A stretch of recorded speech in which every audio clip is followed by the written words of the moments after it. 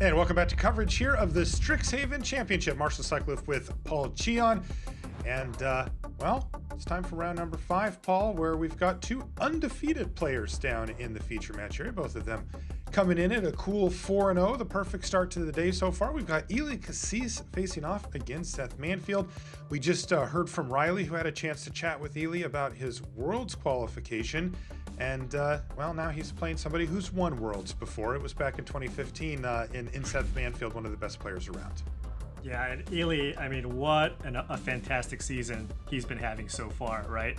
One of the first players to lock up that World Championship slot. And, I mean, just been completely crushing it, you know, since kind of making it in. And, yeah, excited to see what he does here. And here we have just the classic matchup. Number 1 and number 2 going at it here in terms of popularity of decks, and curious to see which ends out kind of coming out on top. Now, having played this matchup a good amount, you know, honestly, it feels like a toss-up. Very, very close. There's a lot of play back and forth, and yeah, I mean, a lot of it will just come down to how these players navigate these games. That's great. 2 players at the top of their game in a close matchup. It's hard to ask for more than that. Seth Manfield kicks things off with Mazemind Tome.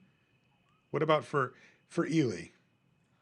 Looks like Ely he's got a dress. Yeah, Ely has a bunch of lands. So, you know, the important thing in these types of matchups is oftentimes you will just see players kind of playing draw go, right? Going back and forth, passing, developing your mana. So, you know, he does have kind of that decent start where, you know, he can go duress into cultivate and put himself in a pretty good position to basically set himself up where he can resolve a heavy hitter while having that mystical dispute backup that he has in hand. Interestingly, we see Ely say, okay, you can't have Saw It coming, but I'll leave you with mystical dispute, and yeah, I'm just going to go ahead and put cultivate on the stack and make you use up your mana, or let me resolve this. And it looks like, yeah, cultivate's going to resolve here for Kassis. Yeah, Seth really needs to continue hitting land drops, so it is more important for him to draw cards off that Mazemind Tome and just keep finding lands here. He did find a land, so he decided against using the scry ability there on the Mazemind Tome, at least just yet. And so Riverglide Pathway is going to hit the battlefield, and he's going to pass the turn back with Brazen Borrower and Bonecrusher Giant at the ready, as well as that Mystical Dispute. Yeah, Seth does have the option of running out of Brazen Borrower, but again, you know, I think he's still just more interested in kind of hitting his land drops here.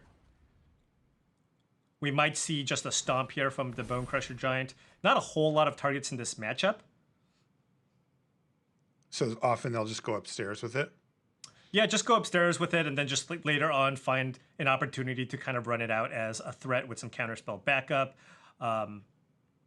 You know, just to start whittling down Ely's life total. The way that this matchup plays out is, you know, oftentimes what you want to do when you're on Seth's side is play at instant speed or play out some cheap threats. And as you can see, Seth here, yeah, going for the stomp here. It's like, hey, if you want to counter it, go for it. I don't really care that much.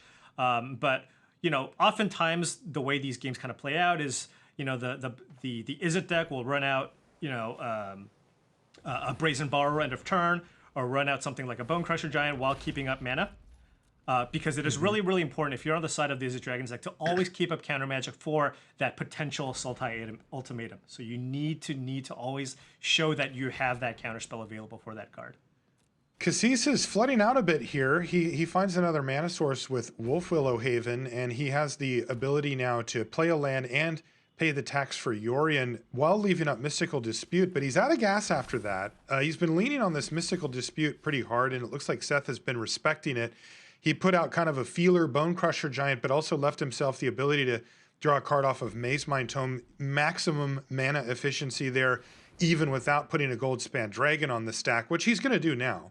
Yeah, this is a really great setup here. We have the Goldspan Dragon, but Seth also has the Mystical Dispute backup here for a potential counterspell that Ely has here in the Mystical Dispute.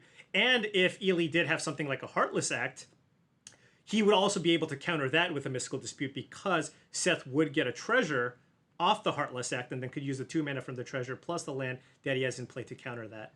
But he's got to be looking at the 3 unknown cards in hand here for Kassis, Paul, and wondering, is one of those emergent ultimatum by chance? Yeah.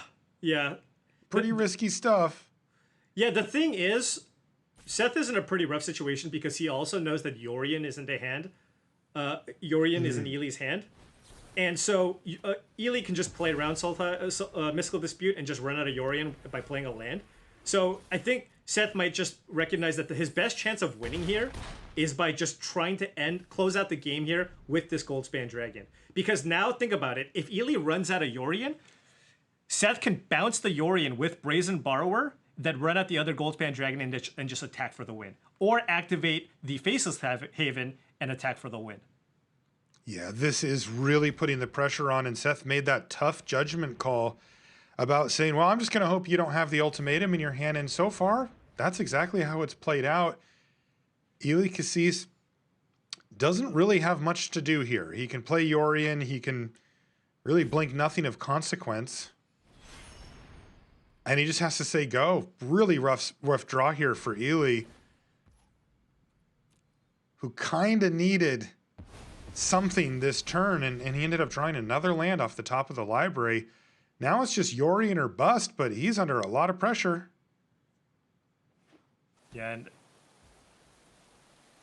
are we just going to see the Goldspan? Oh, he can even Brazen Borrower here, can't he? We're gonna see a Petty Theft here on the Yorion. If Ely has a counter, sure, right? But that gives you a lot more information on the following turn. I believe next turn he will have mana.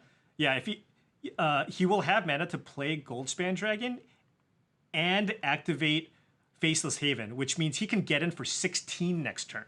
Ooh, so that's even assuming that the Brazen Borrower gets countered, which it won't. Right.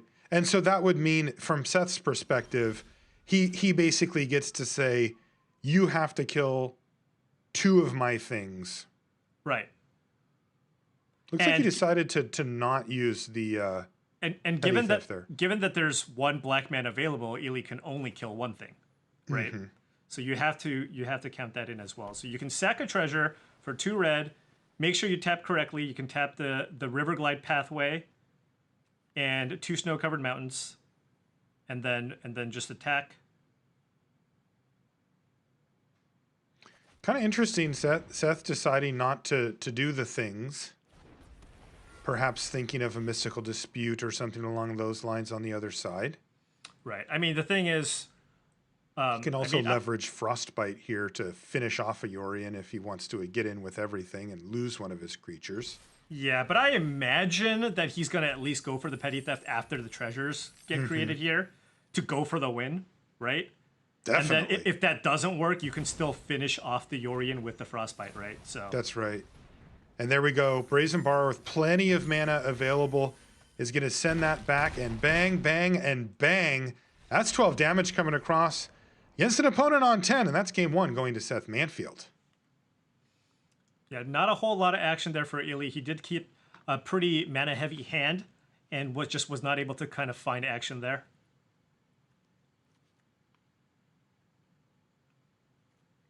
Really rough draw there for Ely Kassis. He ran out of gas and just never got a reprieve. He had that window or 2 where maybe he could have gotten something going if he would have found an answer for one of the dragons to reduce that pressure.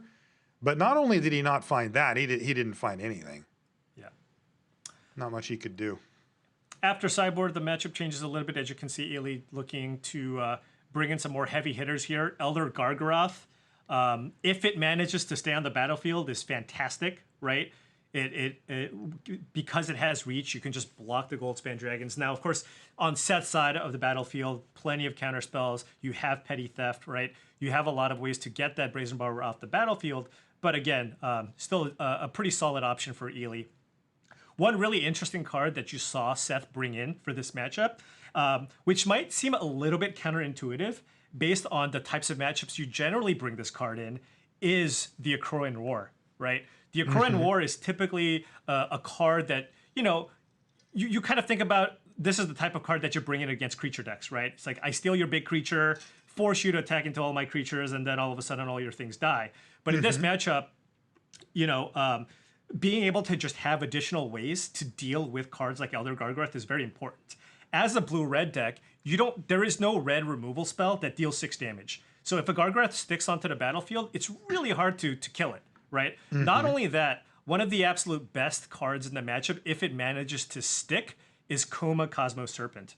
And if Coma Cosmos Serpent does resolve, you have limited answers, right? Sure, you have the Brazen Borrowers, but they can only go so far because you need the Brazen Borrowers to bounce Pelucranos, Elder Gargoth, and Coma. So by having these Akuran Wars coming out of the sideboard, you now have a few extra outs to kind of at least temporarily deal with those cards.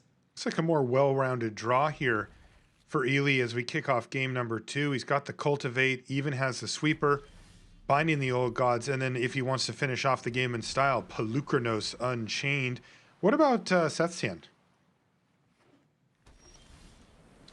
Ideal start here. We're going to see Assault coming here, get Foretold, as typically you don't want to cast Expressive Iteration turn 2 unless you're really desperate for something. Right. You want to make sure you can get the land off the iteration to have it draw you 2 cards.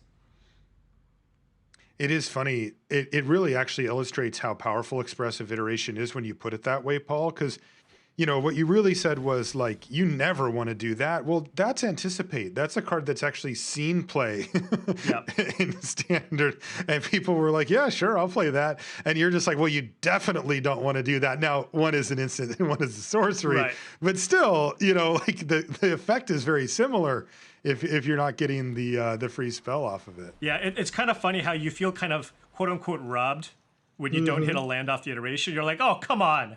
It's like, well, you got to dig for 3 cards. You still got the best card. The floor in this case is 2 mana. Get the best card in the top 3 cards of your library, which is still a fine Magic card.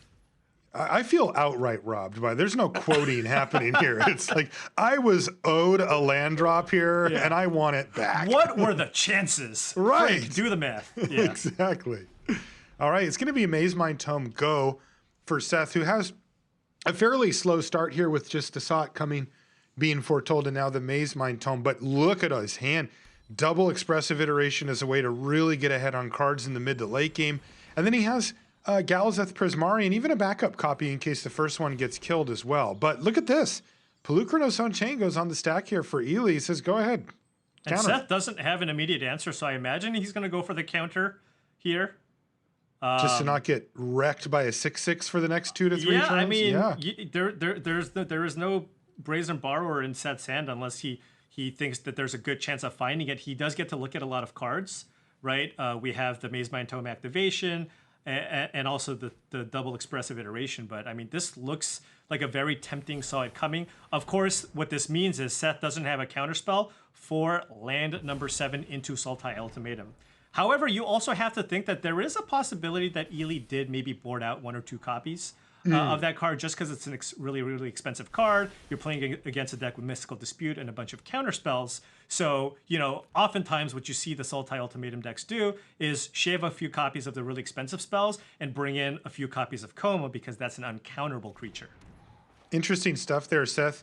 Used the Scry ability on Maze Mind Tome. Saw Bone Crusher Giant, said, nope, not good enough. I need a counter spell. And then he actually found one. He found Mystical Dispute. Yeah, we're going to... And Ely's probably going for the Disdainful Stroke here. Even if he gets Mystical Disputed here, I think he's feeling okay because he will be able to follow that up with a Binding the Old Gods. Which is something he might just go for here anyways because the only mana Seth has up is Mystical Dispute mana here.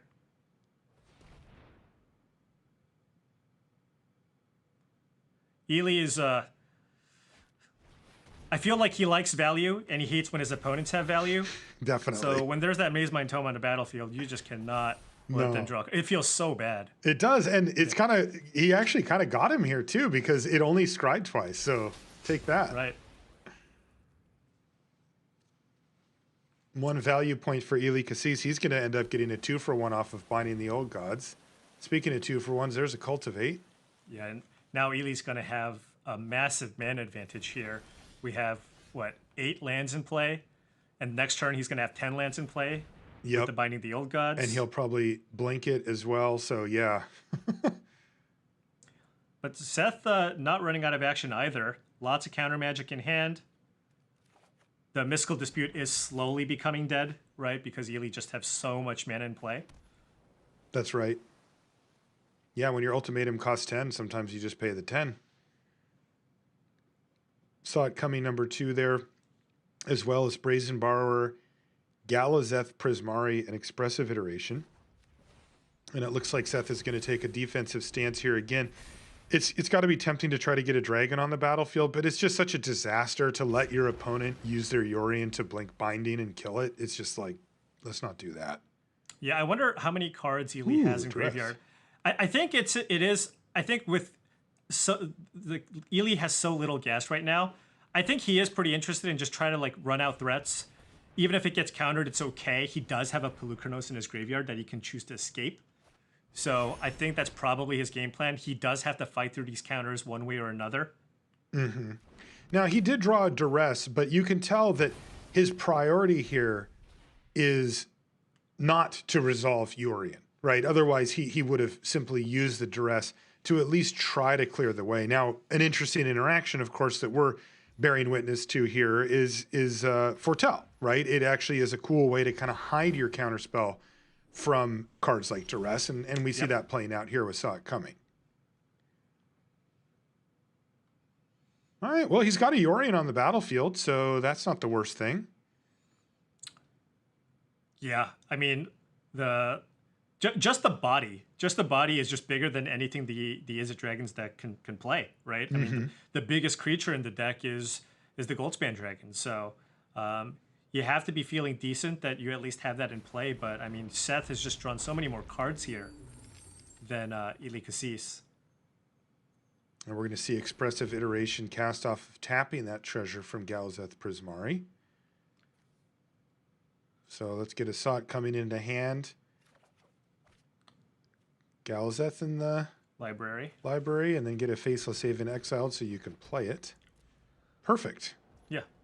Saw It Coming available now, even Petty Theft if necessary. Yep. Nothing like having 11 mana available. Yeah, and see what he goes for here. The Saw It Coming and the Expressive Iteration are the options. Probably just the Saw It Coming here. Might even choose to run out this Extinction event if you want to get really aggressive. Just get that Galazeth Prismari off the battlefield. Seth can't really do much here. He just has to sit and watch. He's got the Saw It Coming in the Foretell zone here. Ooh. And he does have that. Is that a Ketria Triumph? That looks like a Ketria Triumph to me. I think it is. So there is that. Now he does know about. Oh, this is an escape. So he's doing everything in his power to get Seth to counter this Pelucranos because he really wants this Valky to resolve. Yeah, now Seth has the Brazen Borrower. Perhaps he can just lean on that here. Yeah. Seth playing it very patiently here. Now, even a 6/6 Pelucranos is pretty annoying, right? Yes. Yeah. And he'll have mana to activate it right away, too. But this does give Seth a lot more options next turn once he gets to untap. Mm-hmm. Additionally, you know, that was a big resource that just got used up. The graveyard's gone now for Ely, so he's kind of back to square one there. Hello. What do you want? Don't think Hardcast Shark Typhoon is the answer here. That's what I want. But yeah. God, just slam it, Seth. So I think he's probably just going to run out the Brazen Borrower here as a 3. Wait, what is he going to bounce? Guess Yorion. Yeah, okay. You know, that's not unreasonable because Binding the Old Gods will be gone. Mm-hmm. So if you bounce the Yorion, there's no value that you're going to get by playing that Yorion. Right. I wonder, probably not with that much mana, but maybe the Mystical Dispute. Oh my goodness. Becomes a factor? Ely does have mana to run out Yorion plus Valky. Okay, That's how much mana he has right now. Well, now he does know about the dispute. He couldn't do both of those and pay for dispute, right? Right. Well, if he leads with Yorion, because dispute, you can't dispute the Valky, right? But Yes, you're right. But he's just like, please, I know that's a solid coming. Use it. Yeah. Stop playing well. The interesting part is that, I mean, he can now just take down Galzeth Prismari and have a 6/6 Pelucranos Unchained, or I guess it'd be a 3/3 at that point. But ooh, this is fun. Oh, so and then fight in response? Yeah, so first you want this to resolve, right? So if there's a mystical dispute, so you cast this. If it hits the battlefield, then you can target Pelucranos. With that on the stack, you can then fight the Galazeth Prismari, and then the Prismari will die, and then you will reset your Pelucranos. Yeah, Seth is going through that exact sequence here. He is trying his absolute darndest to hold on to the saw it coming. Now, one option... There it goes. And I was going to say he could tap him out with Mystical Dispute, and then the fight thing wouldn't happen. But and now that he's tapped out, you're almost certainly going to see a fight here to get the Galazeth Prismari off the battlefield. Right. Pelucranos Unchained down to a 3/3. But you see that Valky, God of Lies, just looming in hand here for Ely Kassis. He's been trying to set this thing up forever. Keep in mind, however, if Ely does go for a Valky here and ticks up, I mean, Seth does have the ability to create a gigantic shark token here at end of turn. 8/8 if he wants it. Yeah, if he sacks the treasure, he can make an 8/8. So yeah, that's a good point, Paul. That could get interesting. Seagate Restoration, baby. You said Ely Kassis liked his value. You were not kidding, Paul. Let's draw some cards. Woohoo! So he would draw 4 cards, have no maximum hand size. Oh, it's going to resolve too. Oh, man. That was rough. And that Heartless Act, specifically, I want to call that one out. That is a huge draw here. Yeah. Because Seth, gotta have an answer for Ely the is at 13 right now. And Seth's plan is to try to end this game as quickly as possible. And so Seth's plan here was to make a giant shark token, but now that Ely has found the Heartless Act, he will have the answer for the big shark. Wow. Seth's considering running a pair of Brazen Borrowers out, though it looks like he's going over his options now. This has been a sweet game, watching Ely try and try and try.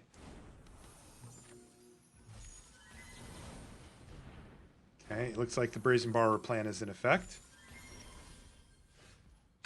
Very much so. Well, this is actually pretty interesting because now he can just battle with both, and if Ely goes for a fight, he can Brazen Borrower. Does Ely have enough to do it twice? No. Yeah, but I think Ely's feeling pretty comfortable here at the 7 life. The big thing here is, Ely would like to find some kind of disruptive element here, a duress, or right, a counterspell and negate of some sort to protect that emergent ultimatum. But I mean, just look at the patience that Ely is exhibiting here. He's going for the extinction event here, get these Brazen Borrowers out off the battlefield, and just trying to grind through every single threat that Seth Manfield can play because he's so far ahead on cards. That's right. He has 2 big haymakers left in the hand, 2 emergent ultimatum, and that Tybalt, the other side. And Ely is a man determined to not lose to Mystical Dispute. He's got dang right more than half the lands in his deck in play right now. Yeah, he saw that a long time ago with the duress, and he's just like, you're never going to get anything out of it, period. Yep.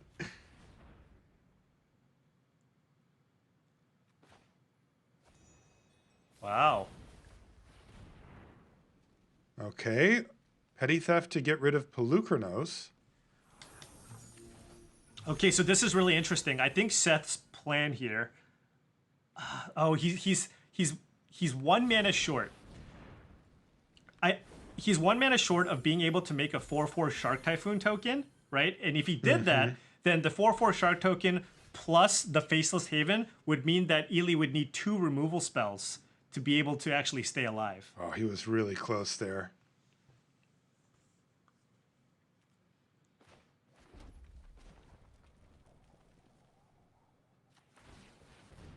Well, he's going to fire up the Faceless Haven to go along with Brazen Borrower and attack for lethal. See if this works. Ely Kassis has Heartless Act and it says, no, that will not be working today. Probably taking 3.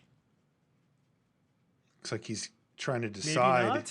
Maybe not. Yeah, it's tricky business because this does play around double stomp.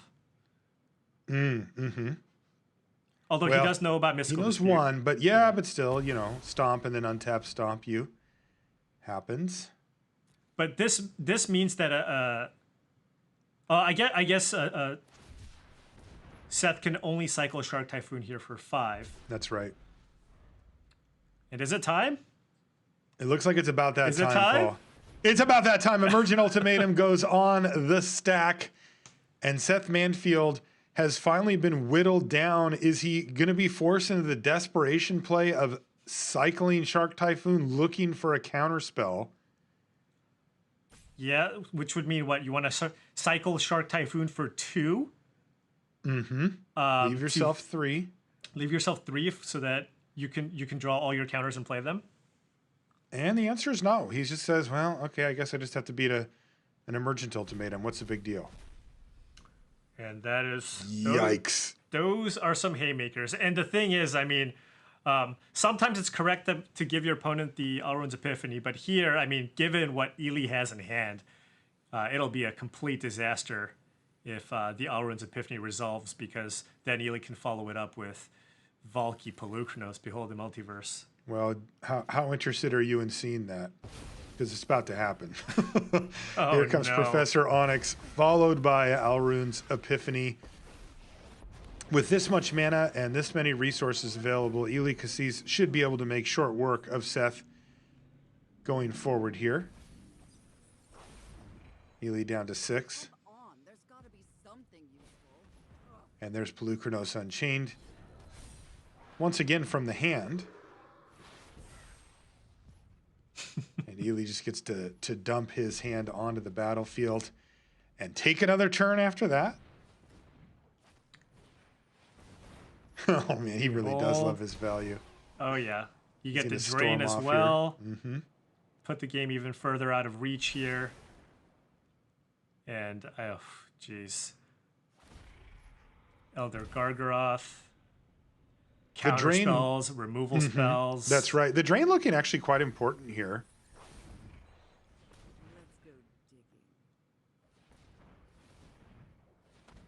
Yeah, this kind of puts you just out of range with whatever combination of spells that would potentially give Seth reach. But, I mean, given that he's got a bird token back to block and the multiple triggers here off the Onyx, I just don't see it.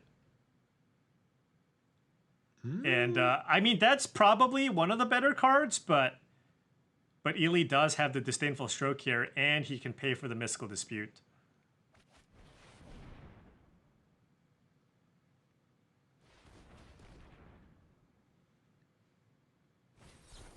Okay, there's Disdainful Stroke. And by the way, another drain. And that is going to be game number 2 going to Ely Kassis. Boy, really an exercise in patience there from Ely as he really waited. I mean, he was able to develop such a huge mana base and then finally start to really leverage it on Seth, who really couldn't get anything going. And the other thing that really stood out, Paul, and it's a good lesson to learn, is, Ely saw Mystical Dispute pretty early in the game, and it rotted in Seth's hand for the rest of the game. The fact that he knew that it was there and had the luxury of time meant that he got to blank that card. Really, really impressive play there by Ely. Yeah. I think a key moment was just the fact that Ely was able to go turn 3 Cultivate. That just completely just swung the game, because Seth went for the turn 2 Maze Mind Tome, which is something that, you should be doing most of the time. I think he had a negate or something. But That cultivate just means that you really just won't have mana issues for a very long time. And again, very impressed with the amount of patience that Ely showed throughout the course of that game, not looking to just pull the trigger on that emergent ultimatum where a lot of people would have been tempted to just play your biggest threats right away, right? And it's not like he played nothing. Every turn he systematically just chose something to play, but oftentimes it wasn't the biggest, most expensive thing in his hand, right? He always left himself mana to pay for Mystical Dispute, or have spells to cast at instant speed, or leave mana up to activate Peluchronos. And yeah, I mean, again, just really, really impressed with the way he navigated that game. All right. Exactly how you described it, Paul. A good, close matchup, and we've seen that both times. Let's see how game number 3 goes between Seth Manfield and Ely Kassis. They are undefeated coming into the round, both sitting at a cool 4-0, looking to get one better. You see lands from both players. Seth, he's going to go for that stomp upstairs. If he draws a land, he's just jamming the Bone Crusher, I think. That just puts pressure on Ely now, right? Because now then Ely has to have a removal spell. If he does have an untapped land, still looks pretty good for him. He can just go land, Wolfwillow Haven into Heartless Act. Alternatively, you can actually just go for Heartless Act and keep up Mystical Dispute if you believe that your opponent can follow this up with a Galazeth Prismari on turn 4. Looks like he's content to develop out his mana base while also getting the Bone Crusher off the battlefield. Galazeth Prismari, powerful, right? Good card, well worth playing. Not the type of card that if it hits the battlefield, you can't win the game of Magic, though. Right, yeah. It's very different than, let's say, something like a Goldspan Dragon, where if Goldspan Dragon resolves and you connect with it, it is so problematic, because if you do find a removal spell on the following turn, I mean, effectively, the Goldspan Dragon costs 3 mana, right? It did not cost you a whole lot of mana, so you can just kind of make that up, and it just puts a whole lot of pressure. Ooh, that was a timely dress off the top of the library there for Kassis. You take a look at what's going on in the hand here. Shark Typhoon, a Crowan War. Some very powerful stuff at the ready for Manfield, and he's going to lose his Shark Typhoon here. Yeah, and he's got an Omen of the Sea here. Right now, given that you know that Seth doesn't have any counter spells, Ely really, really wants to just keep hitting those land drops, get to that land number 7, and smash that Emergent Ultimatum.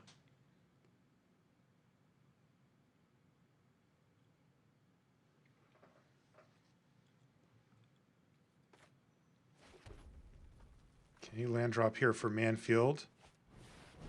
Oh. And it looks like he's content to go for Galazeth Prismari, attempting to leave up Petty Theft. Yeah, this is so tough, though. Ely just able to cast multiple spells a turn here. He's going to go Mystical Dispute and Omen of the Sea. Oh. Try to find lands.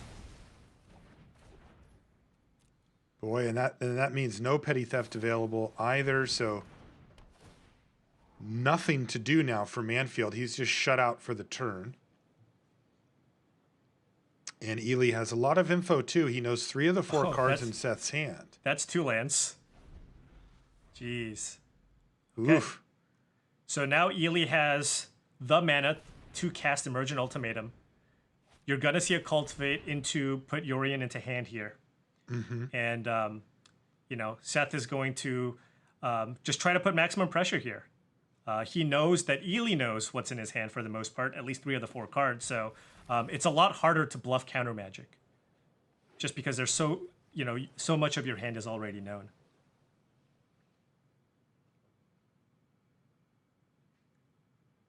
The other consideration is keeping the mana up, bluffing a counterspell, and also using the Scry on Omen of the Sea to try to find a Duress. So next turn you can go Duress plus Emergent Ultimatum.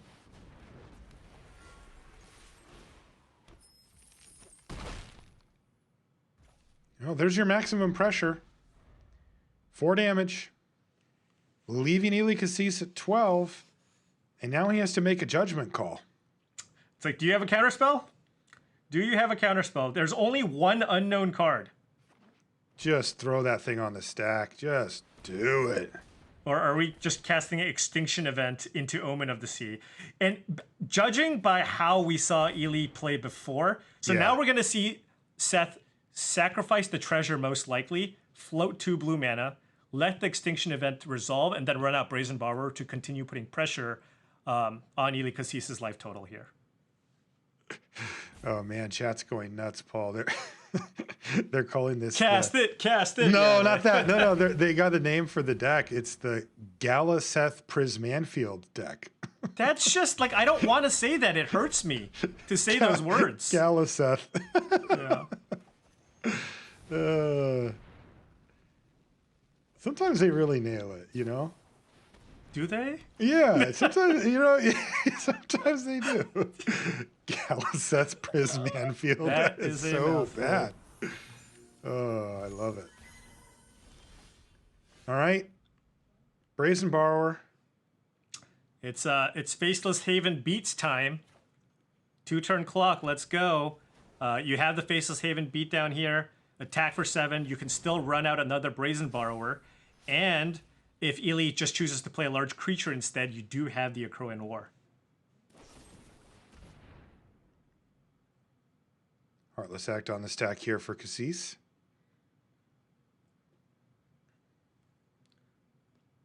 Seth just jockeying a little bit here, just wanting to at least give the impression that he has some kind of counterspell there. Well, with a land off the top of the library here, Kassis may not have the luxury. He's still at 9. Is it time? I mean, it's tough because, once again, Yorion looks pretty good here too, right? Puts out a blocker, draws you a bunch of cards. That is true. It's kind of like he's always had something second best to do. Yeah, that's still very relevant and also plays around at least some of the counter magic that he could be facing. Right. Namely Dispute.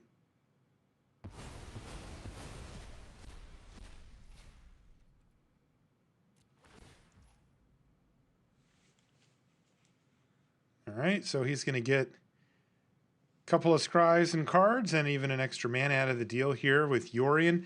But just as importantly, it's a blocker. Now, is a Akroan War enough here? I mean, this is the only option here for Seth, right? Just hope these fighters get there. Akroan War, steal Yorion. 6U.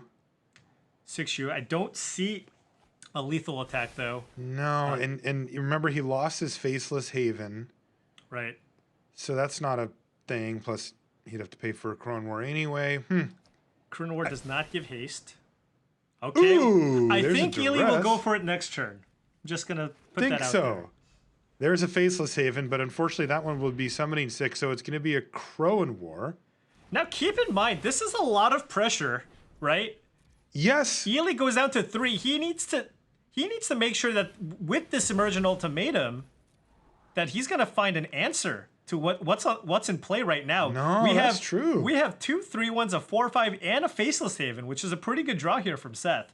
Probably the best draw, given that Ely drew Duress, which he was likely going to fire off if Seth drew an actual spell. Yeah, you know, we often think that if you cast Ultimatum, you win. And that it does have a high correlation, but it doesn't necessarily happen that turn. So Kassis might have to get a little creative here because he's going to need to kill all the creatures to get the job done. Yeah, now, you know, we know that he can basically pick 2 cards to get. He will probably not get Alrund's Epiphany. Right. Right? So it's just, you know, he needs to be able to find the answers between those 2 cards. Right. And sometimes you'll see players get 2 different sweepers. Okay, the Gargaroth, and then maybe a sweeper. I don't think Professor Onyx gets it done. Shark Typhoon. What does he have spells to cast? He can play a Duress. He can play Duress. Yeah, so that would give him a creature with reach and a 1/1 flyer. And it's Elder Gargaroth, so he could gain the 3 life. Yikes! It's really close. Now, does it matter about the Faceless Haven, though, that Seth drew last turn? So Ely can block. Ely can. Is Ely just dead? That's what I'm wondering. Right, because you can block the Yorion. you can block the 4/3, you can gain 3 life, and you will go to 6. But this should be a lethal attack. It's kind of what I'm thinking Seth here Manfield. too, Paul. Ooh. Oh, Ooh, and an Alrund's Epiphany. Alrund's Epiphany as well. Oh, and now Seth has a decision, right? He's like, do I just activate an attack, or do I play Alrund's Epiphany? But if Alrund's Epiphany gets countered, right, it could be a disaster. Then you could have, like, if it, let's just say it's a hard counter in hand for Kassis, you activate your land and it's over. Was there nothing better than Shark Typhoon that you could have gotten there? Maybe there wasn't. You know, he is bluffing here, right? He's hoping that Seth doesn't go for it because he's left up mana for, like, say, a Heartless Act with an unknown card in hand. And maybe the question is, why would you do it this way? Like, was there something better? Was there something different? Maybe there's no other option. I think Extinction Event just needs to go for it. He wins. Extinction Event would have been a really interesting card to go for. Right. But I don't know if Ely had any left in his deck. He might have just kept the one in. Yeah, look at this. Seth Manfield's going for it. He's attacking with everything. And once again, Ely has to say, how are you so good at this? Why couldn't you have just assumed I had a removal spell here? Wow, that Faceless Haven, what a draw. It was insane. It ended up being fantastic. It gave him just enough pressure to be able to beat an ultimatum. And I wonder if this game is the one where Ely goes, maybe I should have just went for that ultimatum the turn before. Yep. Yeah, it looks like Ely, boy, it felt like he had options there, but Seth Manfield, yeah, even for a seasoned player like Seth, he knows he barely escaped that one. That was about as close as they get. And Ely's going to have to look back and say, was there another pile I could have made here that could have gotten me out of this mess? That was about as close as they get, Paul.